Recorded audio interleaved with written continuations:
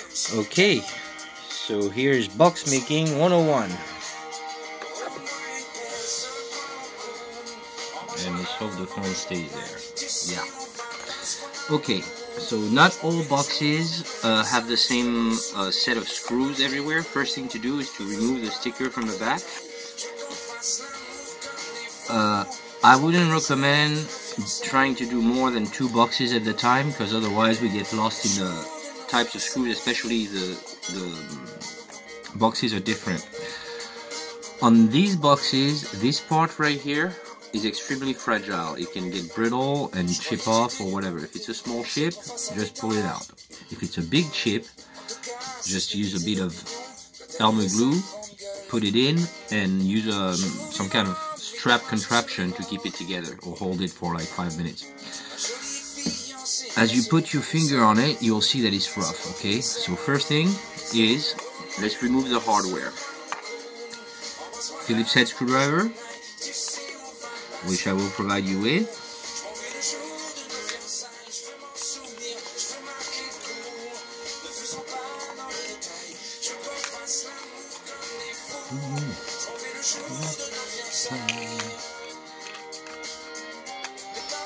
The reason why we remove the hardware is so that when we go ahead and put the make sure that you don't lose any screws. Everything is counted for. 4 screws, we're good. On one side I put the lock mechanism, on the other I put the hinges, because depending on boxes, not in this one, but some boxes, the screws for the hinges are larger than the screws for the lock. And so that's why you don't want to mix them up.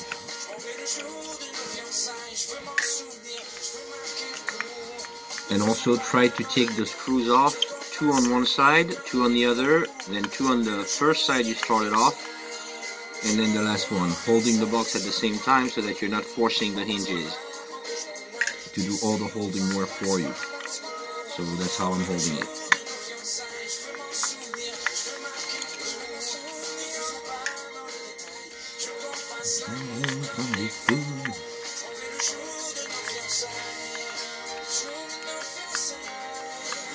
It's also good to use a cloth, like I'm using a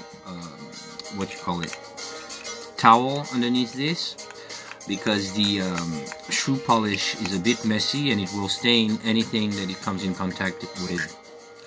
So an old piece of cloth would be good. Now you got one box here. Let's do the other one. See here, there's a big chip, so I'm gonna have to glue this.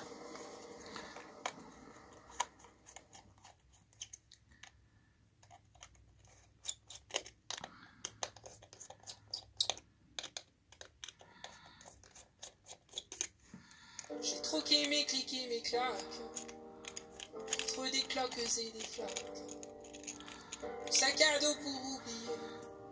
Lock mechanism to the left, hinges to the right. Ce qui m'emmène, ce qui m'entraîne, c'est ma peine plus que la haine.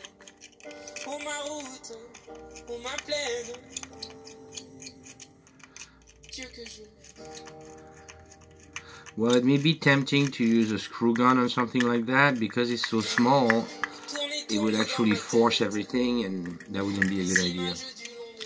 That's why I do everything handmade. Tu es belle et moi la bête, et la belle n'est jamais sage. Quand tu diras que c'est ma faute, que je n'ai jamais su t'aimer, le diable, toi et tes apôtres.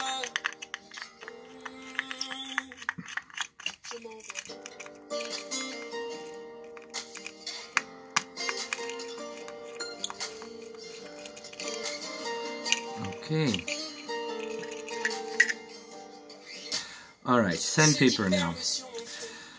The sandpaper is one sheet that I fold in half and then cut, and I'm left with this. Then I fold this piece in 3 parts, just like so, so that I have 2 straight edges. The straight edges are to get in the grooves of this. So I start with the grooves on one side,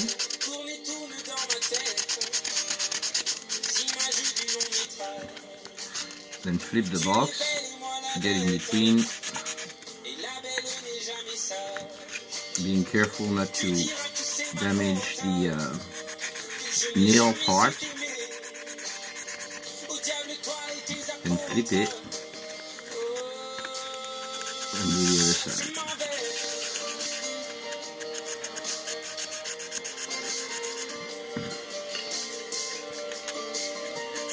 So long as you start on one side and you keep track, then you know where you're at.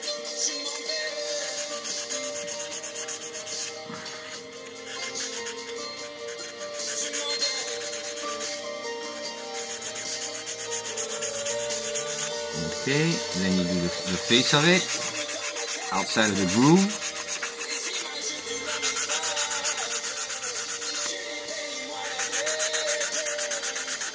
And in here you go butt against that piece of wood, but not all the way in, then flip the box and do the same thing, butt against and all the way to the middle.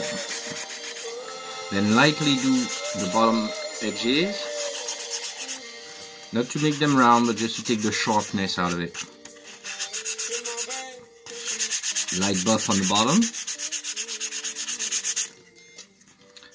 Now we're closer to where we want to get. A little bit on the top edge. And then the inside. Make sure you do not sand this part, because if you do sand the outside corner, it will not meet proper when you close the box. It will leave a gap. So you don't want to sand the outside corner, but you can sand the inside corner.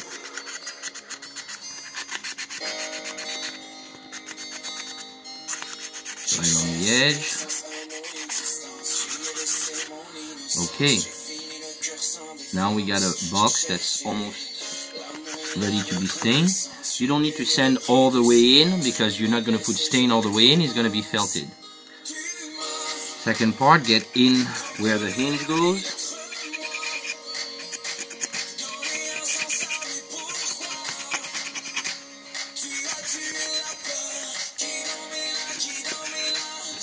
Same thing, the edge on the groove part. Now when you do the groove, make sure that it is one single fold. In other words, one fold is this. If you go like that, and you double the fold, which would make 1, 2, 3 layers.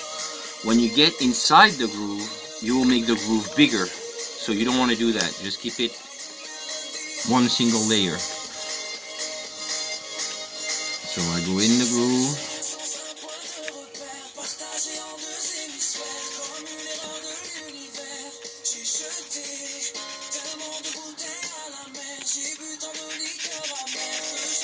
Okay,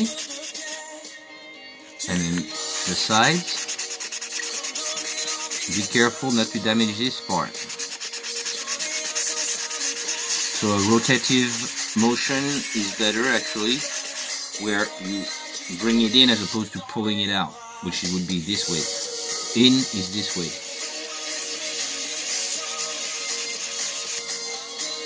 Run your finger over it. When it's smooth, it's good enough.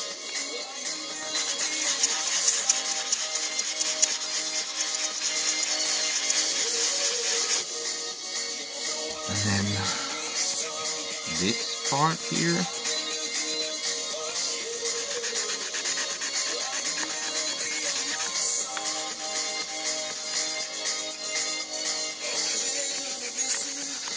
Same thing here, because you have an edge that you have to stop at.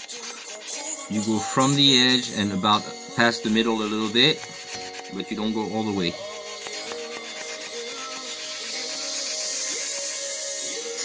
Flip it and do the same thing. Up against the edge, inside the grooves, to the middle.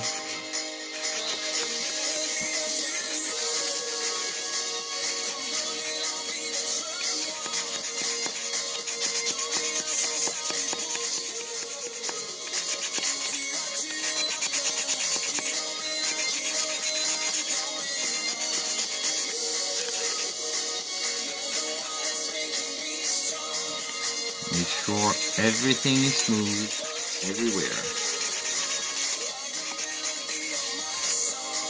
Again, do not do the outside edges on the inside of the box, but you can do the inside. And then right here. Okay. And then from there,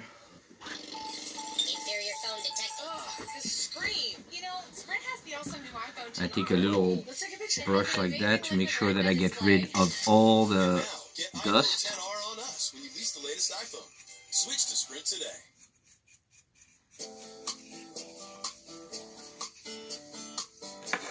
Move it to one side.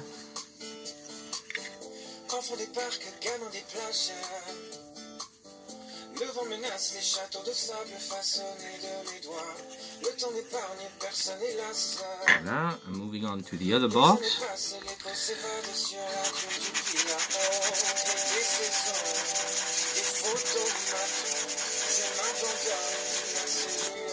Okay, inside the groove. Inside the groove.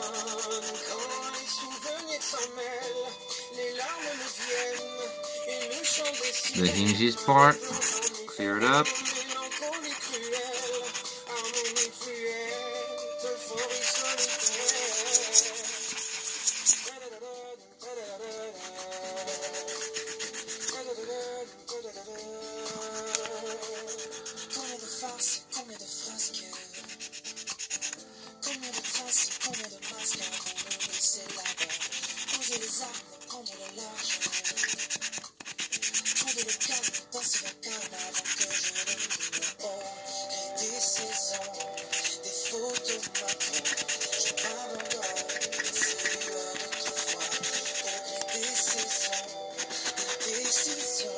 It's a bit of work, but it really makes it all worth it in the end when it's a nice finish. That's what makes the difference between half-assed job and a properly done, executed box.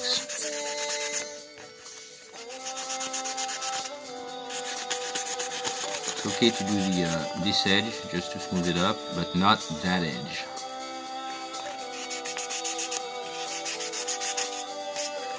Okay.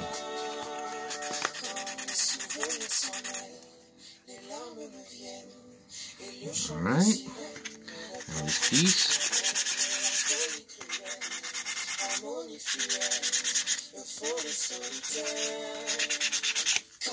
Be very careful when you get to there. Okay, so that edge is done. Okay, so I'm starting on one side in the groove. Only the groove for now, so that I don't get sidetracked and lose track of where I am.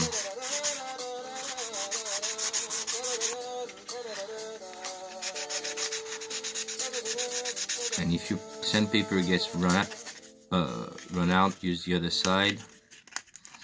Again, make sure there's only one fold so that you don't make the groove bigger than it originally is. We're just trying to remove the rough beard stuff kind of thing.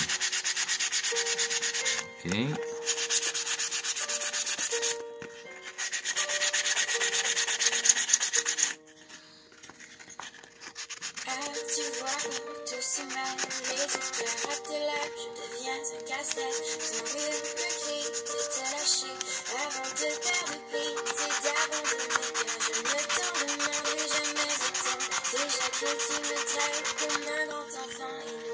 It up to the edge and middle.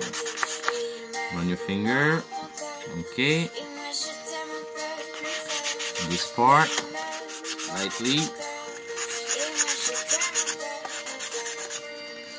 inside, just a little bit on the edge,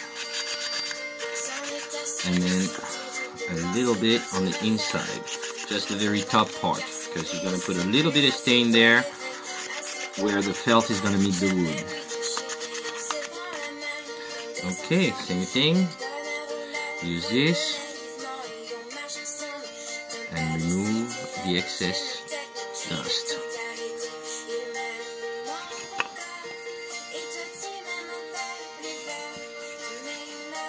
Voilà.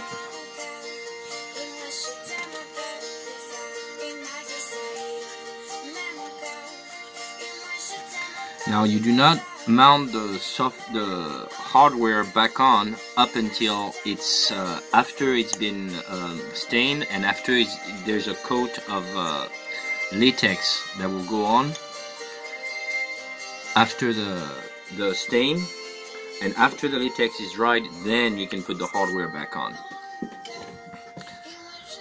Okay, so now we got the boxes, and we're gonna start with the stain. I try to use a separate toothbrush for each color that I use, so this way I don't run into mixing stains. So here we're gonna go with a dark blue, which is this toothbrush. You don't need a whole lot, okay? So for starters, you just dump it here and then start on the inside where you can see what it does a little bit. And that's going to be felted, so you don't need to do the whole inside. You just need the edge. Get a bit more if you need. Make sure you get inside all the little cracks and crevices so that there's no pine color that shows through.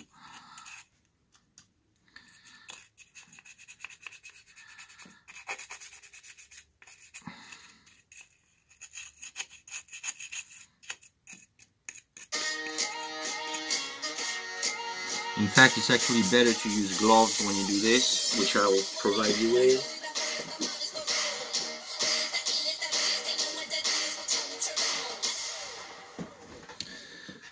Otherwise, you'll get it on your fingers and all over the place.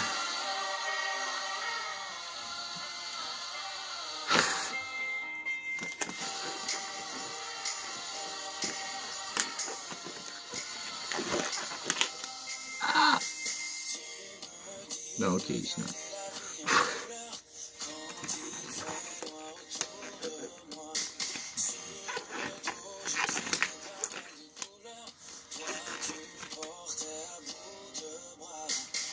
Okay, and here we go, a little more.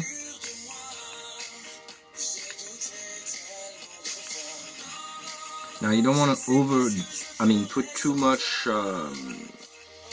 stain, otherwise it's gonna mess it up. So if you have a little excess, you go back with your toothbrush, pick it up and use it again somewhere else. Make sure you remove all the excess.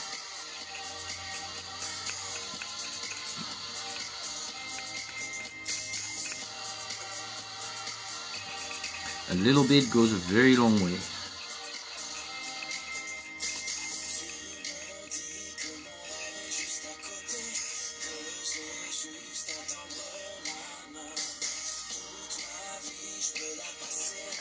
Okay, in there you want to push it in so that it goes underneath that bend of wood that's right there. So push your bristles right up in there. But you don't want to have an excess going in it, so you put the excess on this side and then you push it in. So that when you have the box on an edge, you can see that it's good. Sounds like a lot of details, but it makes the work easier if you just follow the steps.